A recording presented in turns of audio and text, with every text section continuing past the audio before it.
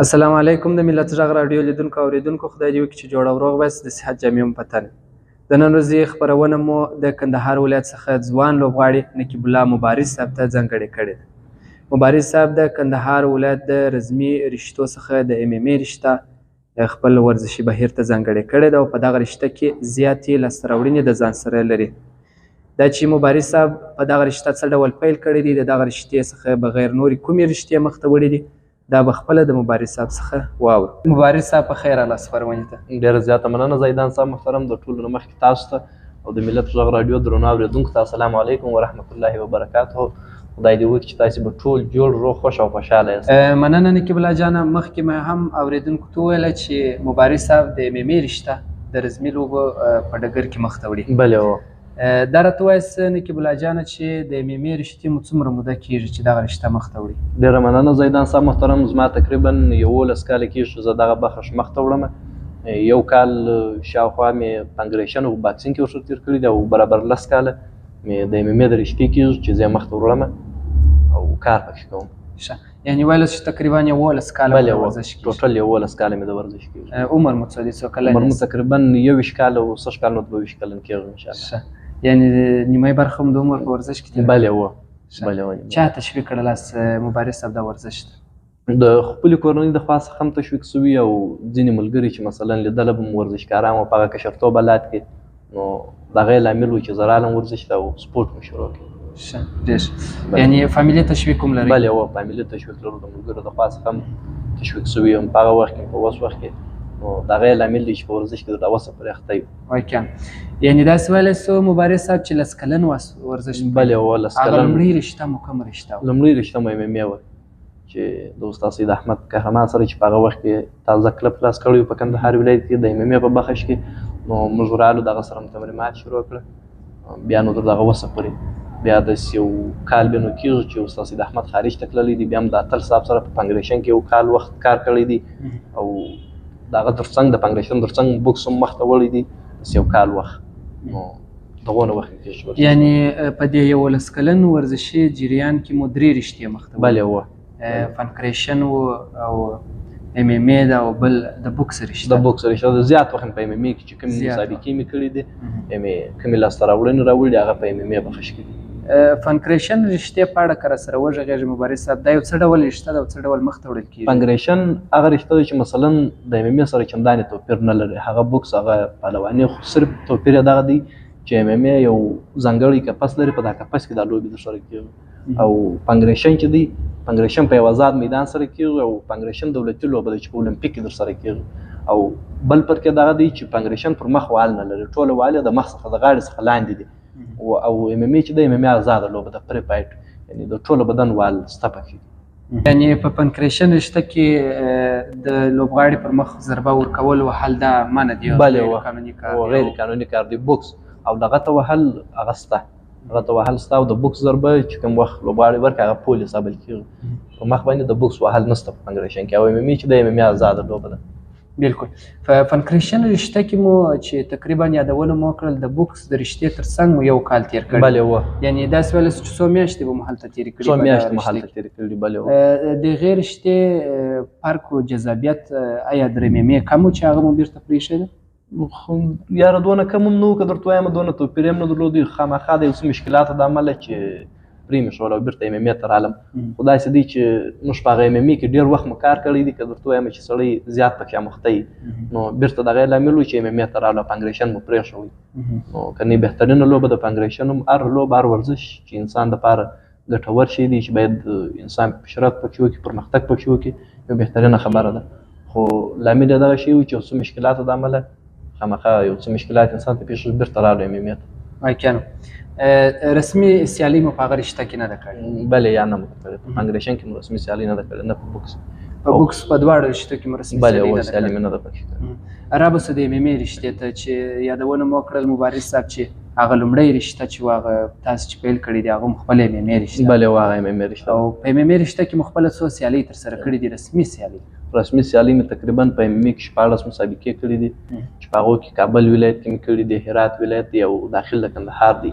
یوه سیالي چې په دغه 14 کې موجوده ده د ګاونډي هیواد پاکستان سره مې کړې ده چې هغه هم دغه کمربند مې ځینې وړی دي د پاکستاني سیاله څخه او پاکستاني سیال مې مات کړی دی.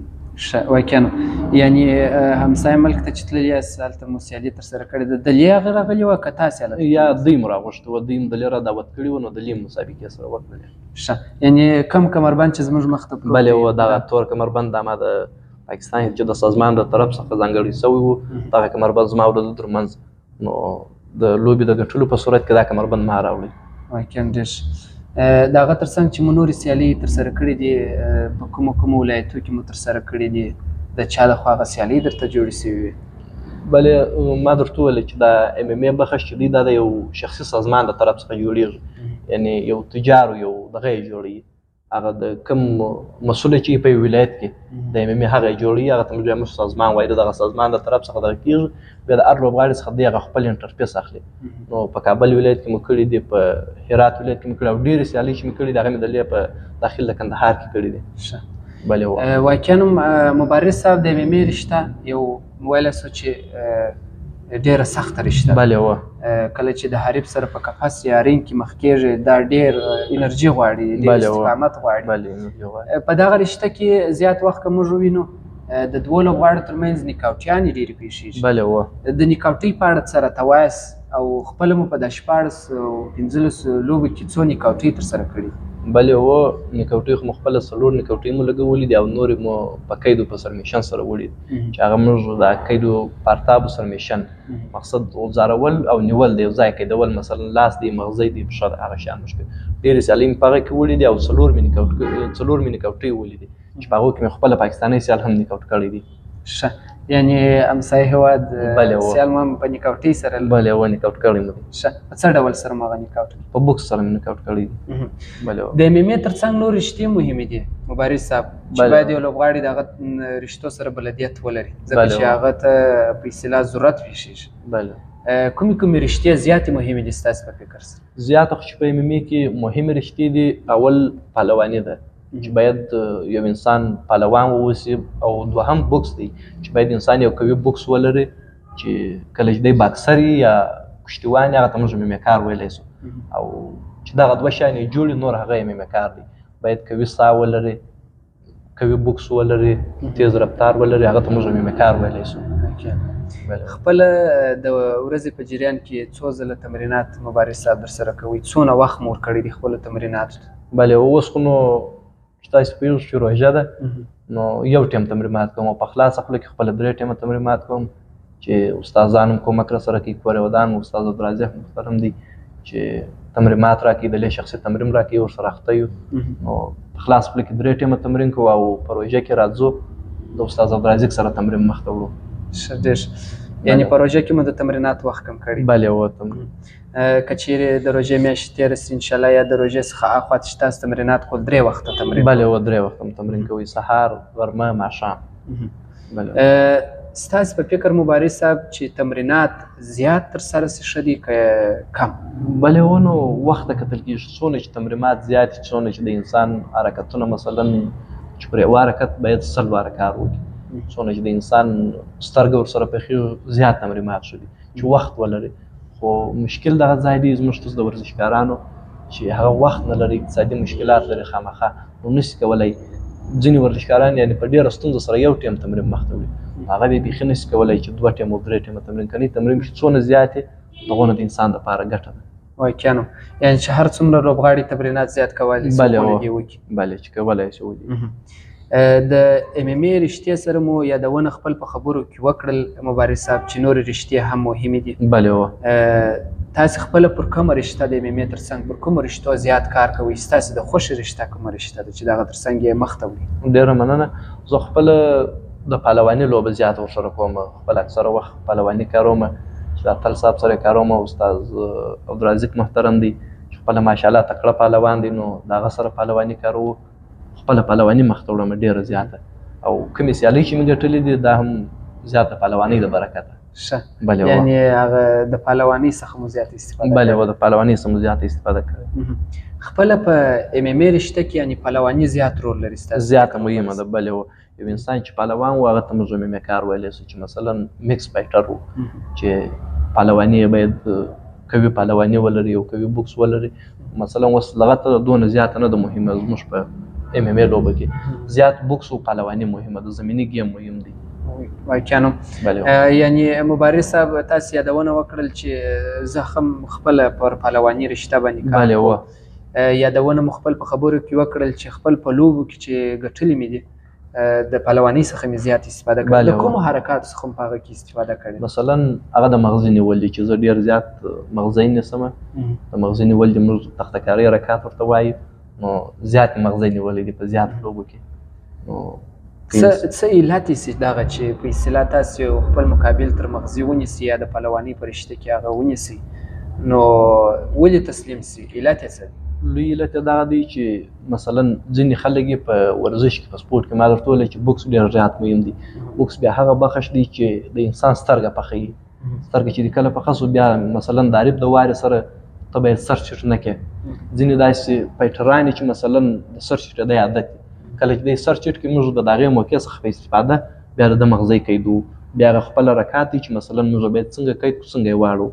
نو که تسلیم نسی مثلا جې ثانیه یو عارف بیا ډېر کوي یوه دقیقه وخت ونیسي بالابود نسي نیولی، نو امکان لري چې مغزه یې مثلا ډېر زوبل سي یا کیدای سي مات سي، ځکه چې دا ډېر خطرناک حرکتونه دي.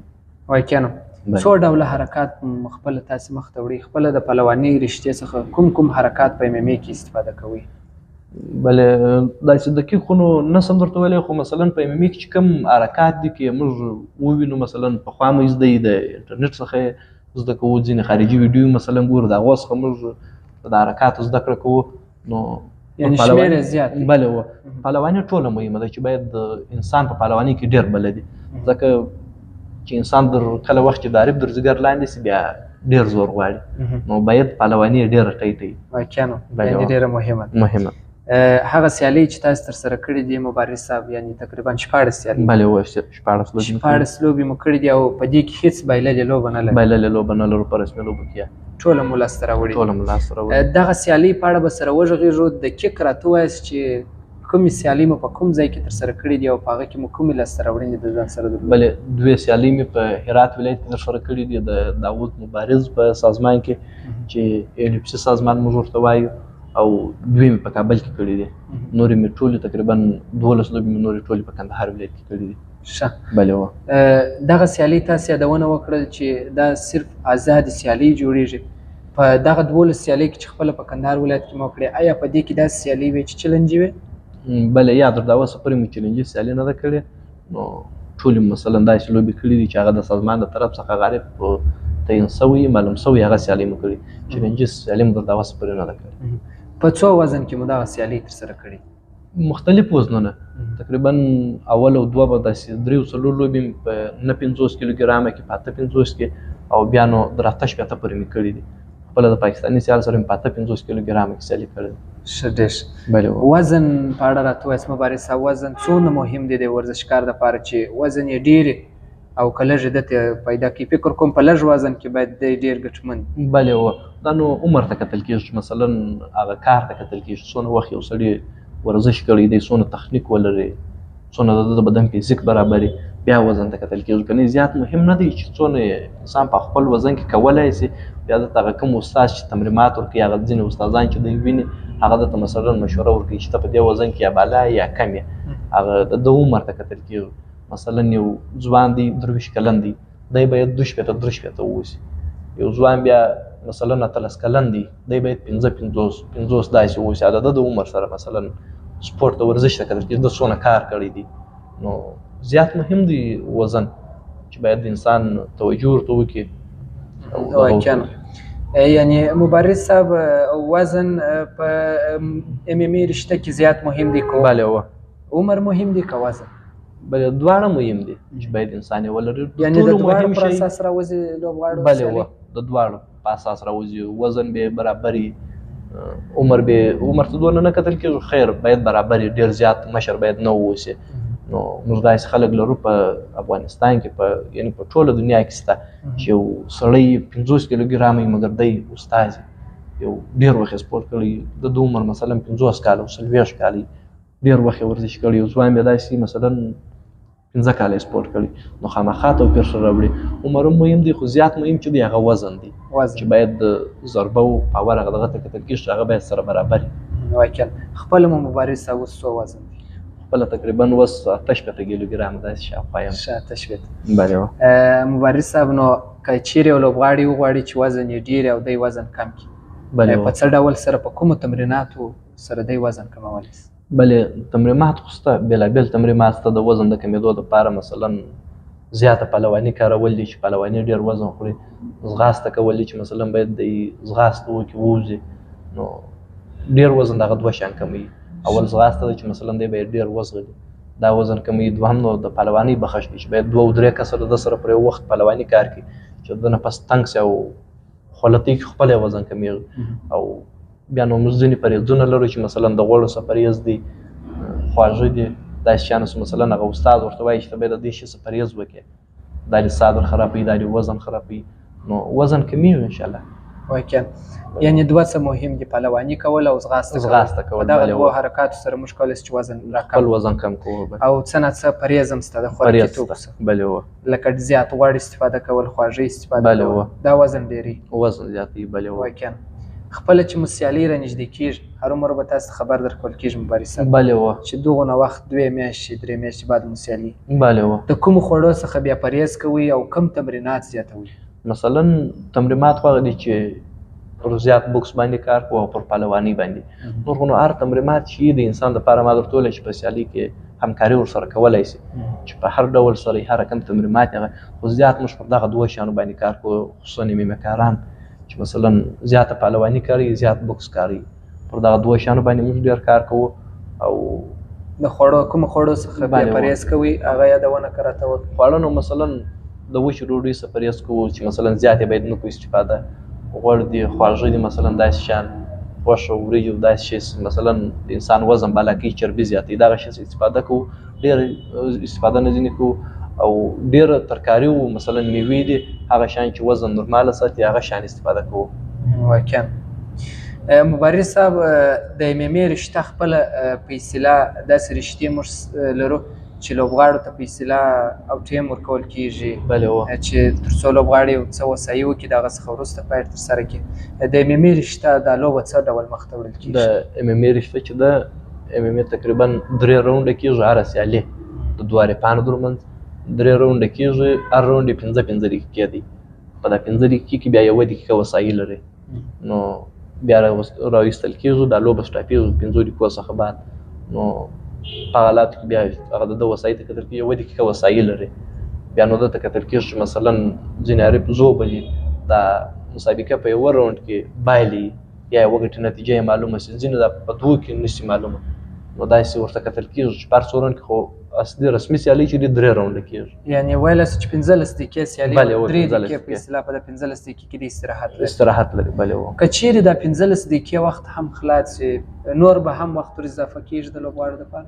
یاره خو چندانې وخت نه اضافه کېږي، نمرو ته کتل کېږي، حتما په 15 دقیقې کې خامخا کېدای شي چې یو حریف له مخه لرې شي، یو حریف له مخه لرې شي. خامخا مهمه نیکاوټینه ده. په هغه اول او په 2م راونډ کې چې راځي هغه یا نیکاوټ یا نکډاون دي. نکډاون موږ هغه حالت ته وایي چې مثلا حریف چپه سي، بیا د سیالۍ نه غواړي چې سیالي وکړي، هغه ته موږ نکډاون وایي. هغه په اول او په 2م راونډ کې هم راتللی شي. او ځینې حریفان مثلا چې 3 راونډه دوی سره وجنګېږي، نه یو نیکاوټ نه نکډاون شي، دواړه هغه سره ولاړې، بیا نمرو ته کتل کېږي. هغه ځینې کوچ او جج مینان چې ناست هغه بیا پرېکړه کوي چې مثلا د کومې یوه نمره زیاته ده. واقعا څو دورانو ته ضرورت شته چې د دې دوو ترمنځ د لوبغاړو ترمنځ فیصله کوي؟ بله، 4 کسه دوران غواړي او یو خپل ریفري غواړي چې د میدان په مابینځ کې د لوبغاړو په مابینځ کې ولاړ د MMA بخښ. یعنې د دې بیا فرق څه دی په وظیفو کې چې یو مرکزي لوبڅار دی او 4 نور دوران؟ نو مرکزي لوبڅار مثلا څنګه؟ مثلا مرکزي لوبڅار څه دنده لري او هغه نور 4؟ نو د مرکزي لوبڅار دنده دغه شی دی چې مثلا اوس هغه نور خو نشي لیدلی هغه نمره هغه شی، او دی چې ورته موجود وي حضور بیا مثلا 2 حریفان دي، د یو موږ دغه دسکلې چې کومې زما اوس په لاس دي دا زموږ د MMA د بخښ دسکلې دي، نو د یو پر دسکلو سرسلو شین وروي، د بل دا شین وروي یا مثلا تور وروي، توپیر سره کوي. بیا د هغه لوبڅار په هغه کم لوبڅار چې په مابینځ کې ولاړ یا د ریفري ورته وایي موږ ته، نو د هغه پر لاسو باندې بیا پر یوه سور وي، پر دا بل یې شین دي. هر یو چې نمره یوړو بیا دی هغه لاس پورته کوي چې مثلا دغه نمره نمیشته کوي. بلې بیا دی هغه نمرې نمیشته کوي دا درې کسه، بیا هغه بل لوبسار ته وړي چې هغه یې تایید کړي، بیا دغه ریپلاس ورپورته کېږي چې مثلا دغه نفر وګټل. څه ډول نمرې لاسته راوړل کېږي د لوبغاړو ترمنځ؟ په کومو حرکاتو باندې، پر کوم په اصطلاح پر کوم غړي چې دی ضربه وخوري نمرې لاسته راوړلی شي؟ بلې نمرې خو نو بېلابېل حرکتونه شته. مثلا یو بوکس دی 2 نمرې لري، مثلا مازې مخ په واړوي دا 1 نمره لري. ځینې بیا هغه بوکسان چې مثال 20 دانې وموښتي دی نمره نه لري. مهم هغه شی دی چې وموښتي دقیق، هغه که بوکس وي که لغت وي که مثلا پارتاب یې اړول. په پارتابو کې بیا داسې پارتابونه شته چې مثال یو پارتاب 3 نمرې هم لري، در 4 پورې یو پارتاب نمرې لري چې مثلا در شا اړول یې دارې ټینګه ضربه ورکول. ځینې په هغه وخت کې داسې دغه راځي چې مثال نمرو ته ضرورت پاته لا نشي، هغه رپ نکاوټ په هغه پارتاب ولو سره یا په بوکس ولو سره هغه رپ نکاوټ حالات ته ورسېږي.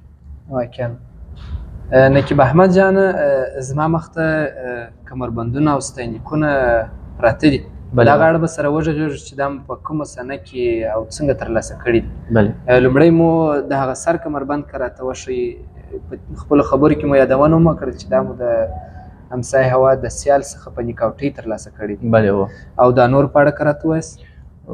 دغه کمربند په اړه خو تاسې وویل، هغه ما خپله د پاکستاني سیال څخه مې وړی دی چې د لې په کندهار ولایت کې د تربیتي بدني په همکارۍ او دغه سازمان چې کوم سازمان په کندهار کې فعال و ایګل سازمان، د هغه د طرف څخه تعین شوی و زما او د پاکستاني درمابینز. نو د لوبې د ګټلو په صورت کې دا کمربند ما لاسته راوړی، او دغه بل کمربند چې کوم پروت دی دا مې خپله په کندهار ولایت کې د لې وړی دی د خپل داخلي سیال څخه. او 2 دانې د لاسرسي رسیدلو په صورت کې چې لاسرسی نه وسو، یو 2 کمربند راڅخه پاته شوه یو بل ځای. نو یو ځای مې وړي ویښ نو هغه پاته شوه، هغه مې بیا یو په کابل کې وړی دی یو په هرات کې. ښه، یعنې داسې 2 نور کمربندونه هم لري؟ بلې 2 نور هم لري. او د دغه منځ ستاینلیک دی د دې په اړه؟ بلې دا خپله چې ځینې ورزشکاران پیژني دا د تور کمربند اسناد دي چې د استاذي اسناد دي، خپله استاد سید احمد اتل راکړی دي او دا هم د استاذي اسناد. زما مخ ته نور اسناد هم پراته دي، که دغه یو ماته راواړوئ مبارز صاحب؟ بله ډېره مننه. په دغه اړه کوم معلومات راکړئ؟ خپله دغه سند چې مې دی دا مې په کندهار ولایت کې د خپل داخلي سیال د مسابقې په ګټلو په صورت کې اخیستی دي چې اول مقام سند دی. او هغه نور بیا دغه سند دی دا مې د 2مې مقابلې دی او د رسمي سیالۍ د رسمي سیالۍ بلې وه په 1400 کې مو ترلاسه کړی؟ بلې وه کې دغه سند مې د مقابلې دی، دا تقریبا 1399 د 2مې په 2 تاریخ مې اخیستی دي، یعنې د نن څخه 4 کاله 3 کاله د مخه. او دغه 2 چې بیا دی دغه سند دی دا بیا موږ په MMA بخش کې 12 کمربنده لرو. مثال هغه دغه د چې د کلب د خوا څخه ورکول کېږي د خپل استاد د خوا، د کوم استاد چې دی تمرینات کوي د هغه استاد د خوا چې دته کوم کمربند ورکول کېږي، دا بیا دغه او دغه سند مې بیا د هغو کمربندو دي چې مثلا یو د شین کمربند دی او بل د سور کمربند دی د نیمه استاذي، او هغه خو مې درته وښوي چې هغه د استاذي سند دی. د استاذي د کمربند سند؟ بلې و د استاذي د کمربند سند. مبارز صاحب دا راته ووایاست چې د دغو سندو او لاسته راوړنو سربیره چې 14 سیالۍ مو ترسره کړي دي، بلې و په کندهار ولایت کې نور داسې ځوانان ستاسې په فکر شته چې د MMA په رشته کې دومره سیالۍ ترسره کړي دي او بغیر له ماتې څخه دې 14 سیالۍ لاسته راوړي او ګټلي؟ بلې و شته ماشاءالله ښه ښه ورزشکاران لرو، خو په MMA کې لرو یې خو شاید 14 15 دونه به نه درسره کړي، 10 11 8 داسې سیالۍ به شاید درسره کړي ماشاءالله ښه ښه ورزشکاران لرو. او په نورو بخشو کې شته لکه باکسینګ دی مثلا پنګریشن دی، په دې بخشو کې ماشاءالله ښه ښه ورزشکاران لرو چې زیاتې سیالۍ او زیاتې کارنامې لاسته راوړي دي. واقعا یعنې د MMA په برخه کې به داسې ځوان نه وي چې 14 15 سیالۍ ترسره کړي بیا ماتې نه به وي، شاید نه به وي چې مثلا خو چې په هغه وخت کې چې موږ کوم تمرینات کوله په کندهار ولایت کې نو یو د استاد سید احمد کلب فعال و، اوس ماشاءالله 4 کلب دي. نو هغه ځوانان ځینې داسې وه چې مثلا سیالۍ نه کولې په MMA کې، ځینې بیا کولې. نو مثلا داسې وه په 3 کاله کې په 4 کاله کې د استادۍ سند بیا واخیستی، کلبونه یې خلاص کړي دي، خاص کار یې د استادۍ دپاره کوي. او موږ چې مسابقې کولې نو د سیالۍ دپاره مو د MMA رشته مخته وړې ده؟ د MMA رشته مخته وړې ده، نو سیالۍ مو کړي دي. کنې ماشاءالله شته ښه ښه استعدادونه لرو، تکړه ځوانان ماشاءالله لرو، نو شته. واقعا مبارز صاحب که چیرې اوس تاسو یو په اصطلاح وغواړئ چې د ځان دپاره یو ځانګړی کلب فعاله کړئ، آیا کلبداري به مخته یوسئ؟ بلې وړې مو د مخته چې کله چې د قهرمان صاحب کلب د لې فعال و، ځینې وخت به دی په یو شي مصروف و، مشکلات یې درلوده، نو هغه د کوم شاګردان چې هغه به موږ ورروزل او تمرینات به مو ورکول. یعنې د استازۍ مقام ته چې رسېدلي یاست، کمربند مو ترلاسه کړی دی، شاګردان مو هم روزلي دي د استاز تر څنګ؟ بلې روزلي. خپله مو په دغه 11 کلن دوران کې مبارز صاحب د څو استادانو تر لاس لاندې ورزش کړی؟ تقریبا 3-4 استادان تر لاس چې یو په کابل کې دي او 3 د لې دي. اول تمرینات چې ما کړي دي د استاد سید احمد سره، بیا نو استاد علي احمد اتل دی او د استاد عبدالرزاق محترم سره چې اوس خپل هم تمرین ورسره کوم او ځینې وخت شخصي تمرینات هم راکوي. د استاد عبدالرزاق سره بیا ډېر تمرین چې د استاد سید احمد څخه راباد مې کړی دي، د استاد عبدالرزاق سره مې زیات تمرین کړی دي. بلې خپله د استادانو د رویې څخه څومره راضي یاست؟ بلې ډېر زیات ځینې خوشحاله یو. کور ودان ماشاءالله بهترینه استادان دي، ټوله موږ د قدر وړ دي، نو زیات موږ ته ګران دي استادان، زموږ سره زحمتونه کښلي دي. واقعا. بلې خپله که چیرې مثلا زیات وخت در باندې تېر سو، ژوند باقي و مبارز صاحب او یو ښه کلبداري مو پیدا کړل، تاسې به خپله د لوبغاړو سره څه ډول رویه وکړئ، څه ډول به دوی ته تمرینات ورکړئ، پر اخلاقو باندې، پر ورزش باندې د دې ورزشکارانو باید تاسو څومره کار وکړئ؟ بلې مهم دي په ورزش کې. که درته وایم د ورزش اول خو زموږ په اسلام کې مثلا د اسلام مهمه شعبه چې د اخلاق دي، انسانیت دی، نو او بل په خاصه ورزشکاران اخلاق لري او ورزش د اخلاق سره ښه خوند کوي. په بد اخلاقۍ سره ورزش نه کېږي او نه چا پای ته رسولی.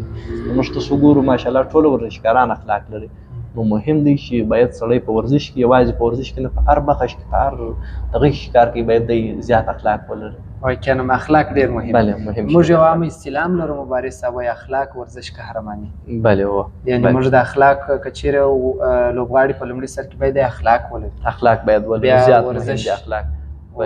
که دا دوه یو ځای سي نو بیا د قهرماني لاسته بیا د قهرماني هغه ته موږ قهرمان ویلی سو چې مثلا د اخلاق ولري. که هر څونه دی پرمختګ یې کړی، پیشرفت یې کړی، که د ده څخه یو کس هم ناراضه وي په ټوله ټولنه کې، مثلا که موږ حساب په کلب کې، په بازار کې یو کس له ده څخه ناراضه وي، نو هغه قهرمان موږ نسو ورته ویلی، هغه نه دی قهرمان. نو باید ټول خلک د ده پر کامیابي، د ده پر دغه باندې افتخار وکړي او پر وویاړي. نو د دې دغه دا دی چې باید د ښه اخلاق ولري. واقعا یعنې اخلاق ډېر مهم دي. بلې مهم بخش دی. بلې خپله داسې وخت راغلی دی مبارز صاحب په ټولنه کې چې تاسو د کلب څخه بغیر وتلي یاست، یو پیښه راغلې ده د ځوانانو ترمنځ، یا تاسو ته خپله یو څوک درېدلی دي، درخوشکي سره رسېدلي یاست، څه مو کړي دي د هغو خلکو سره؟ بلې زیات وخت پیښېږي. که موږ تاسو وګورو اکثره وخت داسې پیښېږي چې مثلا هر څه یې ویلي دي، موږ څه نه ورته وایو، خپله وسه پرې موږ دغه نه دی ورسره کړی. دا ورزش چې دی، که درته وایم چې موږ چې کومه خوله په کلب کې ته ودلې وشو، داسې نه کوو چې موږ د خپل ورزش په خلکو باندې وتپو په بازار کې، یا مثلا بد اخلاقي وکړو. ما تا ته ویل چې دا ورزش د دې دپاره نه دی، نو ښه رویه مو ورسره کړې ده. که درته وایم چې ډېر خلک یعنې خامخا نو ژوند دی پیښېږي، اکثره وخت دغسې مشکلات منځته راځي، مګر موږ ښه رویه ورسره کوو، څه نه ورته وایي چا ته. واقعا مبارز صاحب خپله مې هدف هم دا و چې ستاسې دغه نظر وپوښتم. ځینې داسې ورزشکاران پیښېږي، کیدای سي چې ډېر به کم وي چې په اصطلاح خپل د ورزش څخه مثبت استفاده نه کوي. د ورزشکار باید هدف دی چې په رینګ کې د خپل ورزشي مهارتونه ښکاره کړي، خپل دغه ښکاره کړي، او خپله کارنامه باید دی په تمریناتو کې ښکاره کړي چې مثلا زه څونه یم، څونه جوړ یم، څونه زما حرکات زده دي. هغه باید دی په کلب او په رینګ ښکاره کړي، نه په بازار کې، نه په خپله ټولنه کې چې مثلا دی یو دغه وکړي، یو بد اخلاقي وکړي، یو فسق فساد وکړي. واقعا بیا په ټولنه کې هرومرو داسې پیښې راځي، باید دی هلته حوصله ولري، حوصله باید ولري. که څه هم د ورزشي حرکات زده، زیات تخنیکونه، هغه باید په تمریناتو کې ستاسو ته خبرې پته دي، یا په رینګ کې د استفاده دې وکړي. مبارز صاحب دا راته وایاست چې نور دې څونه هیله و ارزو سته چې نور به په دغه رشته کې تر کومه حده مخته ځې؟ څومره سیالۍ به ترسره کوې، څومره آمادګي لرې راتلونکي ته؟ والله اخته یو، بس نو خدای مهربانه دی چې څنګه کېږي، هغه خپل کوشش کوو، هغه استادان هم کورې ودانه خپل کوشش راسره کوي، مثلا استاد عبدالرازق دی چې دی ماته وایي چې مثلا د اختر بعد چاره کمې موږ یو همکاري درسره کوو. نو ځینې وخت چې زما څخه ورزش پاتې کېږي یا راڅخه پاتې دی اوس مثلا کمزوري کېږي راڅخه، دا د اقتصادي مشکلاتو د امله دی. کنې موږ پوره کوشش کوو، پوره هڅه مو دا ده چې مثلا ولاړ شو نړیوالو میدانونو ته او د افغانستان په نمایندګي، د خپل کندهار ولایت په نمایندګي په نورو میدانونو کې سیالي وکړو. واقعا یعنی تاسو یو پلان لرئ په راتلونکي کې چې کلبداري جوړه کړئ؟ بله، د کلبداري پلان انشاءالله لرو چې دلته په کندهار کې خپل کلب خلاص کړو. ښه، ډېر ښه.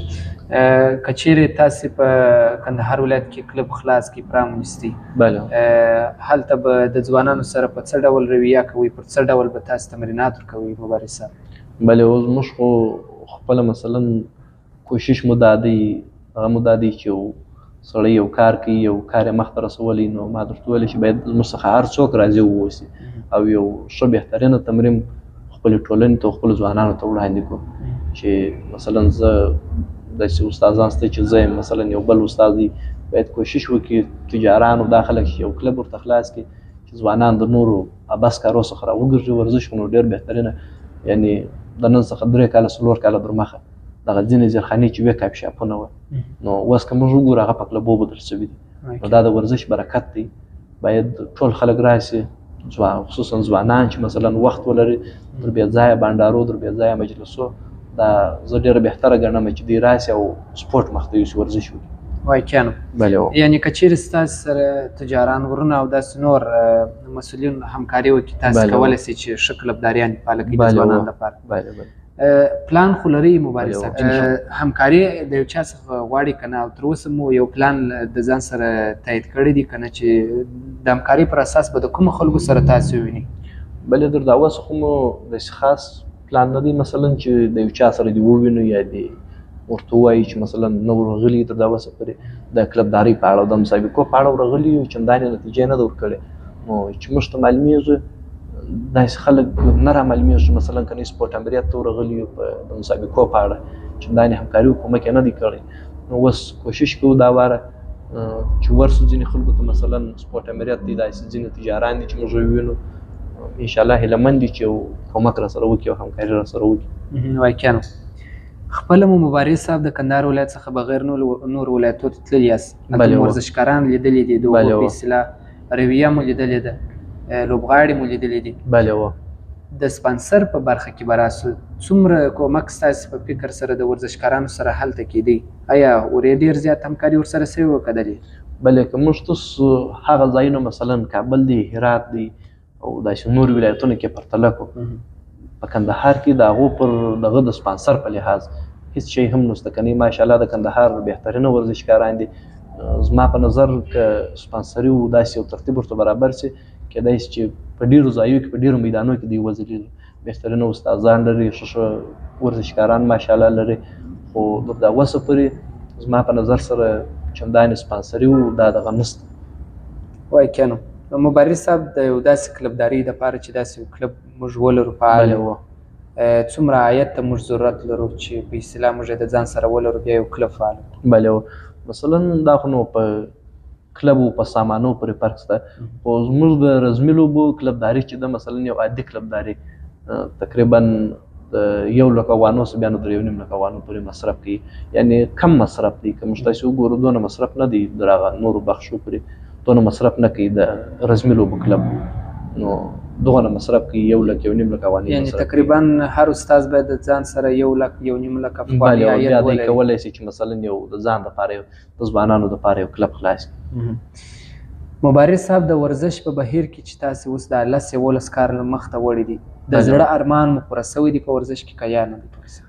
که موږ تاسې وګورو دا ځینې شیان دي مثلا لکه تعلیم و ورزش و دا شیان ارمان د انسان نه پخېږي او ارمان یې نه پوره کېږي. نو د دا اوسه پورې خو ډېر زیات ارمانونه پاتې دي د ورزش په بخش کې.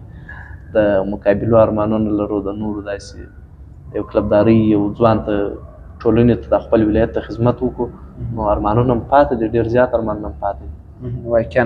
یعنې نور هم غواړي چې مخته ولاړ شي ورزش وکړي. مبارز صاحب د تجارانو ورونو او مسؤلینو څخه کومه غوښتنه لري چې د ورزشکارانو سره، د کندهار د ورزشکارانو سره چې ښه استعدادونه د ځان سره لري، څومره همکاري باید یې ورسره وکړي؟ بلې ډېره پر ځای پوښتنه مو وکړه. نو موږ مخکې هم درته وویله چې باید د تجار په سرمایه او په کاروبار کې 15,000 افغانۍ چې د ورزشکار په دا 15,000 افغانۍ سره ډېر پیشرفت کولی شي، ډېر پرمختګ کولی شي. یعنې ځینې داسې ورزشکاران شته چې د ځانه سره 10,000 افغانۍ هم نه لري. نو د تجارانو وروڼو څخه غوښتنه دا ده، د نورو مثلا د مسؤلینو څخه غوښتنه دا ده چې دوی باید که نن یو ورزشکار ورته ودرېږي، دوی باید یو 10,000 15,000 افغانۍ کومک ورسره وکړي چې دوی ولاړ شي خپله مقابله خپله سیالي ترسره کړي. مبارز صاحب خپرونې وخت چې ګوره نور اجازه نه راکوي چې سره پاتې شو، انشاءالله په راتلونکي وختو کې به بیا سره ووینو. بله په ټولنه کې داسې ځوانان شته چې نه تعلیم کوي نه ورزش کوي. بله حال دا چې تاسو خپله د روژې په مبارکه میاشت کې چې د انسان انرژي هم کموي، تاسو خپل تمرینات کوئ، نور لوبغاړي راځي تمرینات ترسره کوي، داسې ځوانانو ته مو څه پیغام دی؟ بله واه هغو ځوانانو ته خو زموږ پیغام دغه دی، مثلا ډېر داسې ځوانان شته موږ وینو چې په ابس بانډارو په ابس مجلسو سره دوی د خپل وخت ضایع کوي. نو هغو ته پیغام دغه دی چې د ژوند تر ټولو مهم اساس چې دی هغه تعلیم او ورزش دی، چې باید دی اول خو دواړه وکړي، که دواړه نه یو باید وکړي. یو تعلیم یافته ځوان یا یو ورزشکار ځوان باید واوسي. در بې ځایه بانډارو در بې ځایه مجلسو دا ډېره بهتره ده چې دی راسي ورزش وکړي یا تعلیم وکړي، نو دا ډېره بهتره خبره ده. واقعا مبارز صاحب ډېره مننه کوو چې زموږ سره مو خپرونه مخته یوړه، خپل قیمتي وخت مو موږ ته راکړ. ډېره مننه ستاسې څخه، ستاسې د ادارې څخه چې ځوانانو ته خصوصا د کندهار ولایت ورزشکارانو ته دونه وخت ورکوئ. ستاسې څخه هم مننه. الله مو کامیابه لرم. مننه، ژوندي اوسئ. ژوندي